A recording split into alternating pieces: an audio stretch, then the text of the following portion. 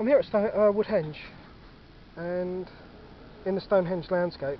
And I was just really interested to see this picture a few weeks ago, in fact, which is an English heritage depiction of how this ancient landscape was at the time it was built, with people living apparently at Durrington Walls over here, and apparently they built Woodhenge and Stonehenge by the official version of events, as they see from the evidence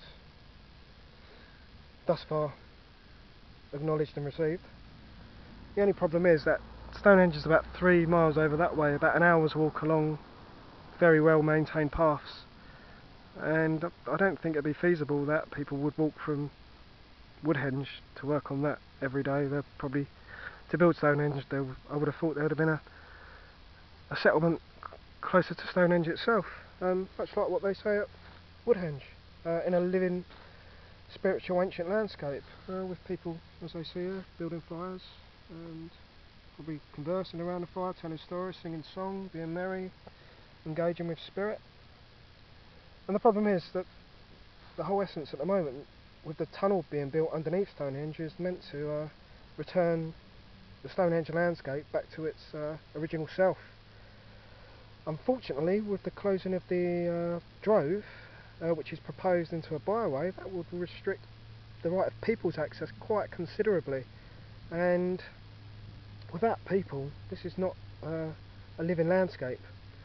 And what's even more interesting is that all the meetings, and one that I witnessed that I went to, English Heritage has always denied that the drove has anything to do with them, whether the right of access or not. They've just passed that responsibility on to Wiltshire County Council, saying you need to speak to them about the rights of access if they choose to close it, or if it's closed on solstices or equinoxes.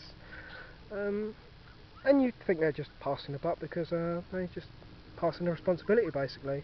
But after seeing this picture, it would appear English Heritage is fully supporting the right of access for Stonehenge to be a living landscape, with people who can just attend, stay overnight along the drove for a night, a couple of nights, a week maybe, or a short period of time, whatever is spiritually, whatever spiritual freedom they need for that, because this is the natural essence of the landscape itself.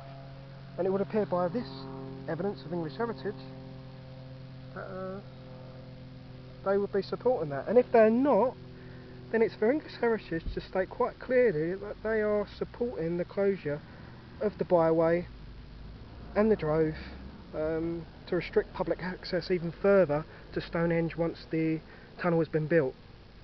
So I think it's really important that English Heritage make that clear or not, because from the evidence I see, they're supporting Stonehenge landscape to be a living landscape, as it always has been and always was, and not to restrict access, and only allow people into the landscape if they pay a fee and agree to abide by the terms and conditions of their payment. So this is where we're at. This is a spiritual landscape for human beings, which is covered by war machines